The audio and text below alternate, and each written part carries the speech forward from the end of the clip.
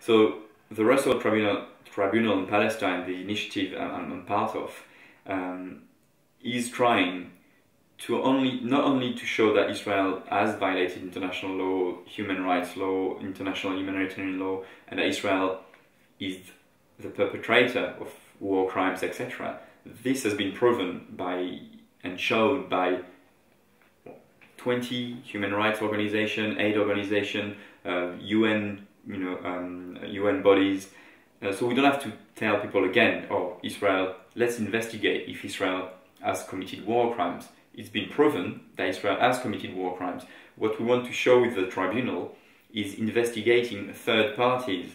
So other countries, other bodies like the UN, other bodies as well like corporations that are actually enabling Israel to commit war crime. So all those countries that always say, oh, we're peaceful, we're neutral, they're actually not. And it's thanks to their actions, it's thanks to the $3 billion of US aid to Israel that Israel can buy super powerful weapons and bomb the Palestinians. It's thanks to the support received by huge corporations that Israel can build the wall, can build checkpoints, and can be one of the most advanced country in terms of IT and security services.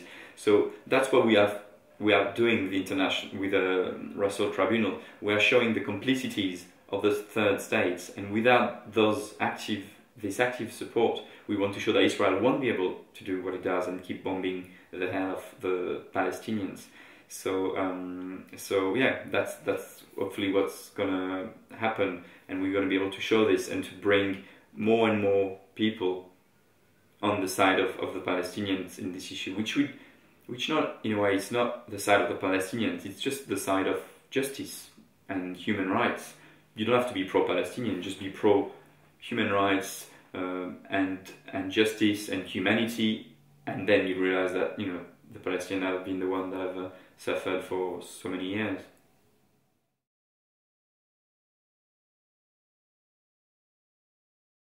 And do you see the BDS taking more part than before? Yeah, of course, because I think BDS is also, there's lots of different initiatives, and sort of a solidarity movement is not going to work if there's only one sort of initiative. And so you need to have legal initiative, BDS, so boycott, divestment, and it's all for the same. It's all for the respect of Palestinian self-determination, and the BDS has sort of brought a lot of different movements together, and we've seen in the last 5 years that it's became this unavoidable and very important base for the Palestinian and for activism as well. A lot of people have, everyone sort of talks about BDS now, and even if you're with Palestine Solidarity Campaign, with ICAD, you all sort of also involved in BDS and in pushing for respect of human rights law, etc. Like when I'm talking about people, I'm just talking about individuals. Like when you do like a conference or a talk in anywhere in a church, in a conference hall, people come up to you and come up to everyone. Say, okay, that's amazing, but what can we do? And because they don't have the tools, they don't know what can they do, and that's again part of the education that people are a bit more aware of the problem that I have to do, is to tell people you can do stuff, very simple stuff that you think maybe won't make a huge difference. If you tell people stop buying peppers or avocado or oranges made in Israel, they'll think, oh, that's not going to solve the conflict.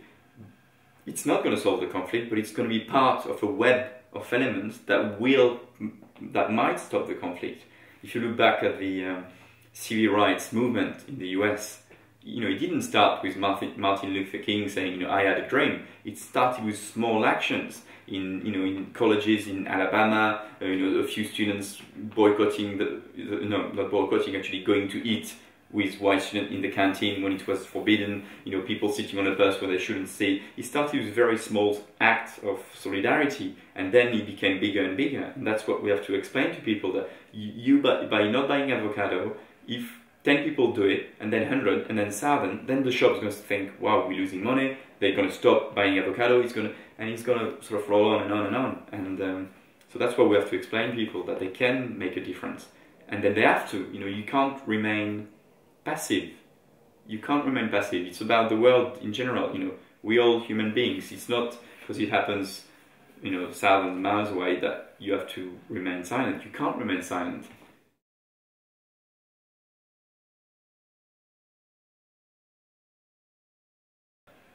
In every demonstrations for Palestine in the UK, you always have lots of Jewish groups. Jews for boycotting Israeli goods, Jews for justice for Palestinians, the international network, anti-Zionist network, and many others. Noam